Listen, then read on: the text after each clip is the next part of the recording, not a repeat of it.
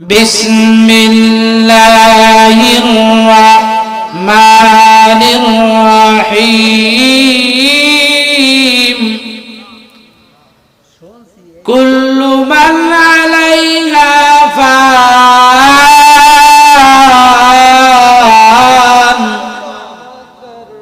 ওয়া ইয়াবকা ওয়াজহু রাব্বিকা যুল জালালি ওয়াল ইকরাম ফাবিআইয়ি আলাই রাব্বিকুমা তুকাযযিবান। আল্লাহু আকবার। এই ফাবিআইয়ি আলাই রাব্বিকুমা তুকাযযিবান, এই আয়াতটা আল্লাহ রাব্বুল আলামিন সূরা রহমানের মধ্যে 31 বার বলেছেন। কয়বার বলেছেন? আপনারা কি আমার ভাষা বুঝতেছেন? কথা বোঝা যায়? না বোঝা গেলে একটু বলবেন, তাহলে আপনাদেরকে বোঝানোর চেষ্টা করব। কারণ অত দূর থেকে আসছি, আপনারা এত কষ্ট করে আঞ্জাম করেছেন, কিন্তু ওয়াজ যদি না বুঝেন তাহলে তো আমাদের বৃথা হয়ে যাবে। ঠিক না বেঠিক জোরে বলেন? তাহলে আসুন আবার শুরু করছি। মধুখালী হুজুরের আজকের আলোচনার বিষয় সূরা রহমান। কোন সূরা? জোরে বলেন। আপনাদের এলাকায় বাজার আছে না? আগামী কালকেই তো যখন চায়ের দোকানে যাবেন তখন হয়তো আপনাকে জিজ্ঞাসা করবে, কিরে ভাই মাহফিল তো দিছিলা, তো আমার হুজুর কি ওয়াজ করলো কও তো মিয়া একটু, বলবে না? এখন আপনি যদি বলতে না পারেন হ্যাঁ মিয়া ওয়াজ তো দেয়া না, তবা রক্ষা আর কি। ঠিক না ঠিক জোরে বলেন। এইজন্য ওয়াজ আমাদের মনে রাখা লাগে, বলেন ইনশাআল্লাহ। তাহলে মধুখালী হুজুরের আলোচনার বিষয় হলো সূরা রহমান। কোন সূরা? এটা কুরআনুল কারীমের 55তম সূরা। কততম সূরা? 55তম সূরা। তাহলে আমরা এই সূরা থেকে আজকে কিছু আলোচনা করব। সব তো বলা সম্ভব না, কও সম্ভব না। এজন্য যতটুকু সম্ভব হয় ততটুকু সম্ভব হয় ইনশাআল্লাহ। আল্লাহ রাব্বুল আলামিন এই সূরা রহমান নাজিল করলেন কেন? ব্যাকগ্রাউন্ডটা কি? এটাকে আরবিতে আমরা শানে নুজুল বলি, বাংলায় বলা হয় প্রেক্ষাপট। এই সূরা রহমানটা নাজিল করার প্রেক্ষাপট কি, শানে নুজুল কি, আসুন এটা আগে বুঝি। আল্লাহ রাব্বুল আলামিন আমার আপনার নবী জনাবে মুহাম্মাদুর রাসূলুল্লাহ, সকলে জোরে বলেন সাল্লাল্লাহু আলাইহি ওয়াসাল্লামকে রব্বুল আলামিন নবুয়তি দান করার পর নবীজিকে বললেন, নবী আমার, আপনি মানুষের মধ্যে তাওহীদের দাওয়াত দিন, একত্ববাদের দাওয়াত দিন। মুহাম্মাদুর রাসূলুল্লাহ সাল্লাল্লাহু আলাইহি ওয়াসাল্লাম তাওহীদের দাওয়াত দিতে লাগলেন, একত্ববাদের দাওয়াত দিতে লাগলেন।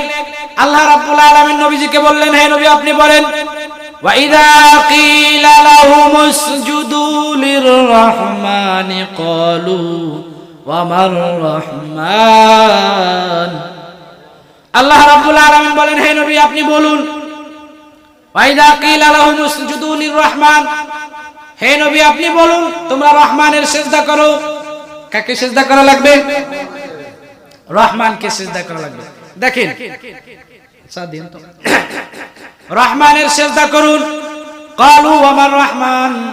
তখন মক্কার লোকেরা বলতে লাগলো, এতদিন মুহাম্মদ আল্লাহর কথা বলেছেন, আমরা যে আল্লাহকে ডাকি, আল্লাহ হলো এটা তার জাতি নাম। আল্লাহ কি নাম? জাতি নাম।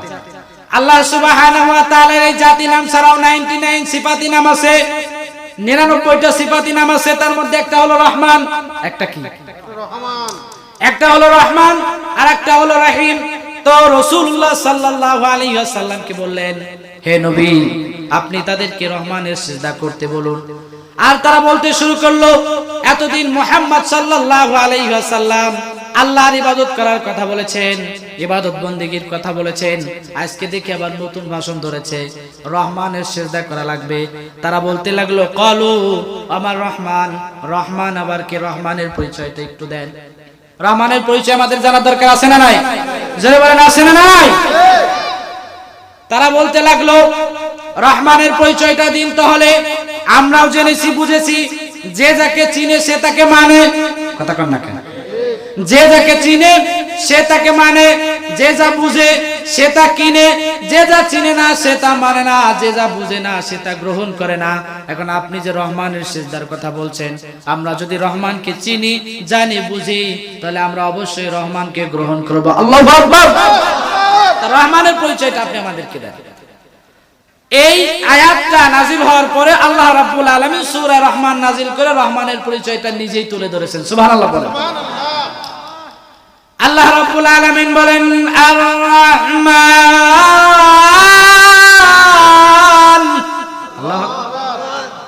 রহমান হলেন তিনি আল্লামাল কোরআন, কোরআন শিক্ষা দিয়েছেন যিনি, কোরআন যিনি শিক্ষা দিয়েছেন তিনি কি? রহমান। এই যার পরিভাষা বলেন তিনি হলেন রহমান। রহমান হলেন তিনি, কোরআন শিক্ষা দিয়েছেন যিনি, আর কি করেছেন? খালাকাল ইনসান। রহমান হলেন তিনি, কোরআন শিক্ষা দিয়েছেন যিনি, মানুষ বানিয়েছেন তিনি হলেন রহমান। আল্লাহু আকবার। এরপরে 4 নম্বর আয়াতে আল্লাহ বলেন আল্লামাহুল বায়ান, আল্লাহ বলেন অসংখ্য মাখলুক আমি সৃষ্টি করেছি, সবাইকে কথা বলার যোগ্যতা দেইনি, কেবলমাত্র শুধুই মাত্র মানুষদেরকে কথা বলার যোগ্যতা দিয়েছি, আমি হলাম রহমান। সুবহানাল্লাহ। তাহলে এখানে রহমানের 3টি গুণ বর্ণনা করা হয়েছে। কয়টি? 3টি। 1 নম্বরে রহমান হলেন তিনি, কোরআন শিক্ষা দিয়েছেন যিনি, রহমান হলেন তিনি, মানুষ বানিয়েছেন যিনি, রহমান হলেন তিনি, এই মানুষদেরকে কথা বলার শক্তি যিনি দিয়েছেন তিনি হলেন রহমান। আল্লাহু আকবার। আচ্ছা বলেন আমাদের সৃষ্টিকর্তা কে? জোরে বলেন। সব কিছুর সৃষ্টিকর্তা কে? আসমানের মালিক, জমিনের মালিক, সব জিনিসের মালিক আল্লাহ। এই জন্য আল্লাহ যেত বানিয়েছেন তিনি বলছেন তিনি হলেন রহমান। তিনিই কে? কারণ পৃথিবীর মানুষ আল্লাহকে মানুক বা না মানুক সবাই কিন্তু এই কথা মানে আমাদের সৃষ্টিকর্তা একজন আছেন, ঠিক না বেঠিক? জোরে বলেন। তো যিনি সৃষ্টিকর্তা তিনিই রহমান, যিনি সৃষ্টিকর্তা তিনি কি? জোরে বলেন। তিনিই হলেন রহমান। তো এই যে 4টি আয়াত, 4টি আয়াতের ব্যাখ্যা দিতে গেলে আমার এমন আরো 4টি অধিবেশন লাগবে, এখন সব তো দেওয়া সম্ভব না, একটু একটু করে বলবো এক একটা আয়াতের। বলি ইনশাআল্লাহ। রহমানের পরিচয়, আল্লামাল কোরআন, কোরআনের পরিচয়, মানুষ সৃষ্টির পরিচয়, মানুষদেরকে কথা বলার যোগ্যতা। এই 4টা আয়াতের সংক্ষিপ্ত তাফসীর আমি আপনাদেরকে শোনাইতে চাই। আপনারা কি শুনবেন? শুনবেন? কারা কারা শুনবেন? আল্লাহকে হাত উঁচা তালানকে দেখা দেন। লিল্লাহি তাকবীর, নারায়ে তাকবীর, আল্লাহু আকবার। তাহলে আমরা রহমানের পরিচয়টা পেয়ে গেলাম। রহমানের এই 3টা গুণ আল্লাহ রাব্বুল আলামিন সূরা রহমানের শুরুতে নাযিল করলেন। এরপরে শানে নুজুলটা সংক্ষিপ্ত আকারে জানতে পারলাম। এখন আসেন আমরা সেই রহমানের বান্দা হইতে চাই কি চাই না? জোরে বলেন। রহমানের বান্দা হইতে গেলে রহমানের বান্দা হওয়ার জন্য কিছু গুণ লাগবে, ঠিক না ঠিক বলেন? কিছু গুণ লাগবে। আল্লাহ রাব্বুল আলামিন বলছেন রহমানের বান্দা যারা হবে তারা হবে 2টি গুণ। কয়টি গুণ? জোরে বলেন। রহমানের বান্দা যারা হবে তাদের গুণ থাকবে কয়টি? জোরে বলেন। আল্লাহ রাব্বুল আলামিন বলেন ওয়াইবাদুর রাহমানিল্লাযীনা ইয়ামশুনা আলাল আরদি হাওনা ওয়া ইযা খাতাবাহুমুল জাহিলুনা ক্বালু সালামা। আল্লাহু আকবার বলেন। রাব্বুল আলামিন ডেকে বলেছেন পৃথিবীর মানুষ শোনো, রহমানের পরিচয় তোমরা তো পাইলা, রহমানের পরিচয় পাওয়ার পরে রহমানের বান্দা যারা হবে তাদের পরিচয়টাও তোমরা একটু জেনে নাও। রহমানের বান্দা যারা হবে তারা হবে 2 গুণের মানুষ। কয় গুণের মানুষ? জোরে বলেন। 2 গুণের মানুষ। 1 নাম্বার হাত লাগান। ওয়াইবাদুর রহমান,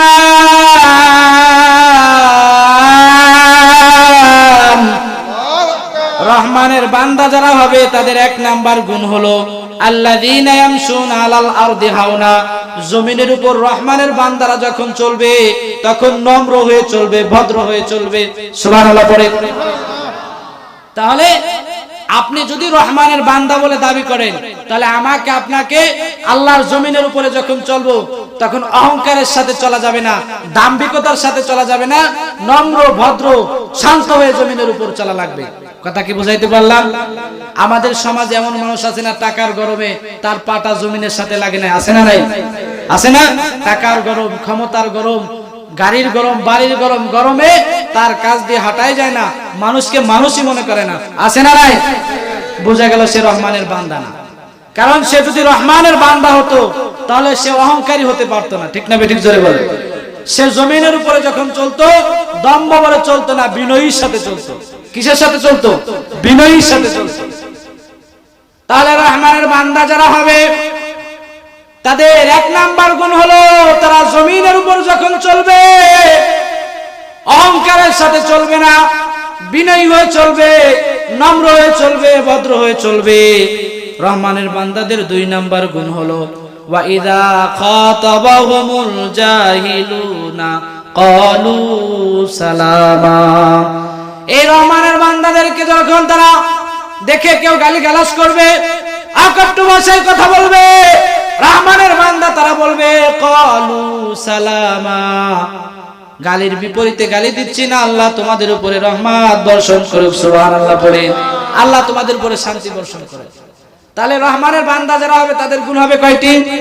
জোরে বলা লাগবে। এক নম্বরে তারা হবে নম্র। তারা হবে কি? নম্র। বলেন নম্র, ভদ্র, শান্ত। কথা কি বুঝাইতে পারলাম? দুই নম্বরে যখন এই নম্র ভদ্র মানুষদেরকে কেউ গালিগালাজ করবে, তারা তাদের উত্তর দিবে না, বরং তারা বলবে আল্লাহ তোদের উপরে শান্তি বর্ষণ করুক, সুবহানাল্লাহ। তাহলে এই দুইটা গুণ। কয়টা গুণ? দুইটা। রহমানের একজন বান্দার হাদিস আপনাদের কি শুনাই? এই যে আপনারা হালকা শীত পড়ছে, চাদর মুড়ি দিয়ে আসছেন, আল্লাহর নবীর একজন বিশিষ্ট সাহাবী হযরতে আবু যর গিফারি রাদিয়াল্লাহু তাআলা তিনার ব্যাপারে কবি বলেছেন, হযরতে আবু যর গিফারি, হযরতে আবু যর গিফারি খাদেমে খায়রুল বাশার, খিদমতু মে জিंदगी भर না বানায়া আপনা ঘর। হযরত আবু যর গিফারি রাদিয়াল্লাহু তাআলা একদিন চাদর মুড়ি দিয়ে রাস্তা দিয়ে হেঁটে যাচ্ছেন, জিবরাইল আমিনের সাথে দেখা। জিবরাইল আমিন বলছে, পয়গম্বর, ওই যে চাদর মুড়ি দিয়া যেই সাহাবী হেঁটে যায় আপনি কি তাকে চিনেন? নবীজি বলেন, ওটা তো আমার আবু যর। সুবহানাল্লাহ জোরে পড়েন। জিবরাইল আমিন বলতেছে, হুজুর, ওই যে চাদর মুড়ি দিয়ে যে লোকটা যাচ্ছে আপনি কি তাকে চিনেন? নবীজি বলছেন, চিনব না কেন, তো আমার সাহাবী আবু যর। সুবহানাল্লাহ জোরে পড়ে। এখন রাসূলুল্লাহর মনে প্রশ্ন হলো, ও জিবরাইল, তুমি আমার আবু যরকে কিভাবে চিনো? জিবরাইল আমিন ডেকে বলেন, পয়গম্বর, আপনার এই সাহাবী আবু যরকে শুধু আমি চিনি তা না, আমাদের যে বড় চারজন ফেরেশতা আছে, জিবরাইল, মিকাইল, আজরাইল, ইসরাফিল, আমরা চারজন চিনি। জমিনের যত ফেরেশতারা আছে তারা চিনে, আসমানের যত ফেরেশতারা আছে তারা চিনে, আরশে যত ফেরেশতারা আছে সবাই তাকে চিনে। আল্লাহু আকবার। আমাদের গ্রাম্য পরিভাষায় যেটাকে বলে ভাইরাল। কি বলে? জোরে বলেন, কি বলে? ভাইরাল। আমরা দুনিয়ায় মানুষ, দুনিয়ায় ভাইরাল হতে চাই, কিন্তু সাহাবীরা জান্নাতে ভাইরাল। সুবহানাল্লাহ বলেন। আমরা খালি দুনিয়ায় ভাইরাল হতে চাই, দুনিয়ায় পরিচিতি অর্জন করতে চাই, সুখ্যাতি অর্জন করতে চাই, কিন্তু সাহাবীরা পরকালের জন্য সুখ্যাতি অর্জন করেছে। রাসূলুল্লাহ সাল্লাল্লাহু আলাইহি ওয়াসাল্লাম আবু যর একজন বিশিষ্ট সাহাবী। নবীজি বলছেন, জিবরাইল আমিন, আমার প্রশ্ন হলো, তুমি আমার আবু যরকে কিভাবে চিনো? আর আসমানের ফেরেশতারাই কিভাবে চিনে, জমিনের ফেরেশতারা কিভাবে চিনে? কৌতূহল বাড়ছে। জিবরাইল আমিন ডেকে বললেন, মামা জান, দুই কারণ। কয় কারণ ধরে বলেন? আমরা সমস্ত ফেরেশতারা আপনার আবু যরকে চিনি দুই কারণে। এক নাম্বার কারণ হলো, এই আয়াত আল্লাহ রাব্বুল আলামিন বলেছেন, আপনার আবু যর যখন জমিনের উপরে চলে অহংকারের সাথে চলে না, দাম্ভিকতা দেখায় চলে না, জমিনে যখন চলে তার থেকে নম্র মানুষ আর জমিনে নাই। আল্লাহু আকবার। এই হলো এক গুণ। এক গুণ হলো সে নম্র, ভদ্র, নম্রী ভাবে জমিনের সাথে চলে, এই ভদ্রতার গুণ। এক নাম্বার হলো ভদ্রতার গুণ। আর আমাদের তো শুধু অহংকার, কে কার থেকে বেশি দেখাইতে পারে, কারণ তার থেকে কি আমার কোনো কিছু কম আছে নাকি? আমার ছেলে আছে, মেয়ে আছে, টাকা আছে, পয়সা আছে, আমি কি তার থেকে ক্ষমতায় কম নাকি রে? আমি তার কাছে মাথা নত করবো কেন, মাপ চাইবো কেন? সে আমার কাছে মাপ চাইবে। ঠিক কিনা? ঠিক জোরে বল। অহংকার কি? জোরে বলেন কি? অহংকার কিন্তু ইবলিসকে জান্নাত থেকে বের করে দিয়েছে। ঠিক না? ঠিক বলেন। বিন্দু মাত্র অহংকার যার অন্তরে থাকবে সে খোদার জান্নাতে যেতে পারবে না। নাউজুবিল্লাহ জোরে বলেন। দিলটাকে অহংকার মুক্ত করা লাগবে, দিলটাকে অহংকার মুক্ত করা লাগবে। রাজি আছেন তো সবাই ইনশাআল্লাহ? এক নাম্বার কারণ হলো আপনার আবু যর, সে নিজেকে সব থেকে ছোট মনে করে, নম্র মনে করে, ভদ্র মনে করে। দুই নাম্বার কারণ হলো আপনার আবু যরের আমলনামায় সূরাতুল ইখলাসের তেলাওয়াত সব থেকে বেশি। সুবহানাল্লাহ বলেন। সরকারে তো আলম নবী জনাবে মুহাম্মদুর রাসূলুল্লাহ সাল্লাল্লাহু আলাইহি ওয়াসাল্লাম বলেন, আমার যে উম্মত সূরাতুল ইখলাস একবার তেলাওয়াত করবে, আল্লাহ তার আমলনামা 10 পারা কোরআন পড়লে যেই সওয়াব হয় ওই পরিমাণ সওয়াব তার আমলনামায় লিখে দেন। সুবহানাল্লাহ জোরে পড়েন। একবার পড়লে কয় পারা? জোরে বলেন। দুইবার পড়লে, তিনবার পড়লে? নবী আলাইহিস সালাতু ওয়াস সালাম বলেন, উম্মত তোমরা যদি সূরাতুল ইখলাসের তেলাওয়াত 3 বার করতে পারো, আল্লাহ রাব্বুল আলামিন তোমাদের আমলনামায় 1 খতম কোরআন পড়ার সওয়াব লিখে দিবেন। সুবহানাল্লাহ পড়েন। 3 বার পড়লে 1 খতম, 6 বার পড়লে 2 খতম, 9 বার পড়লে 3 খতম। সরকারে দু আলম নবী বলেন, কেউ যদি সূরাতুল ইখলাস 10 বার পাঠ করে, আল্লাহ রাব্বুল আলামিন তার জন্য জান্নাতে একটা বালাখানা তৈরি করে দেন। সুবহানাল্লাহ। আপনি কোরআন পড়তে পারেন না, সূরা ইখলাস তো পারেন বাবা, পারেন কি পারেন না জোরে বলেন। দেখেন আল্লাহ আরো কত সহজ করেছেন। আল্লাহ বলেন, ফাকরাউ মা তায়াসসারা মিনাল কুরআন। আল্লাহ বলেন, বান্দা শোনো, তুমি যদি কোরআন পড়তে নাও পারো তাহলে কোরআনের যেই জায়গা তোমার কাছে সহজ মনে হয় তুমি সেই জায়গা থেকে তেলাওয়াত করো। সুবহানাল্লাহ বলেন। তোমার কাছে সূরা ফাতিহা সহজ মনে হয় তুমি সূরা ফাতিহাই পড়ো। তোমার কাছে সূরাতুল ইখলাস সহজ মনে হয় তুমি সূরাতুল ইখলাস পড়ো। তোমার কাছে নাস ফালাক সহজ মনে হয় তুমি সূরাতুল নাস ফালাকই পড়ো। তোমার কাছে যেটা সহজ হয় সেটাই পড়ো। আল্লাহু আকবার। আল্লাহ যদি বলতেন খালি সূরা বাকারাই পড়া লাগবে, আমাদের কোনো উপায় ছিল?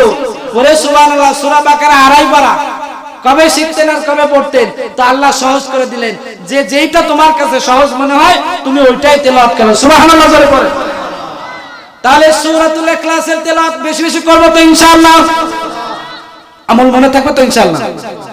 তাহলে সূরাতুল ইখলাসের তেলাওয়াত আমরা বেশি বেশি করব।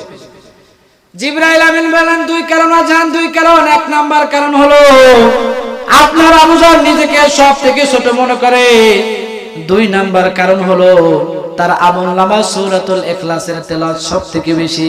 এই 2 কারণে আল্লাহ রাব্বুল আলামিন আমাদের সমস্ত ফেরেশতাদেরকে ডেকে নিয়ে বলছে, ফেরেশতারা শোনো, এই যে আমার একজন গোলাম, আমার একজন উম্মত আমার কাছে দামি, এই সবার তোমরা জেনে রাখো তোমাদের সবার কাছে আবু যরের দাম বেশি। আল্লাহু আকবার। এই 2 গুণে তিনি জান্নাতুল ফেরদাউসের মালিক। কয় গুণে? এই 2 গুণে উনি ভাইরাল। 1 নাম্বার গুণ হলো নম্র হওয়া, 2 নাম্বার গুণ হলো সূরাতুল ইখলাসের তেলাওয়াত বেশি হওয়া। 2টা গুণ অর্জন করব তো ইনশাআল্লাহ।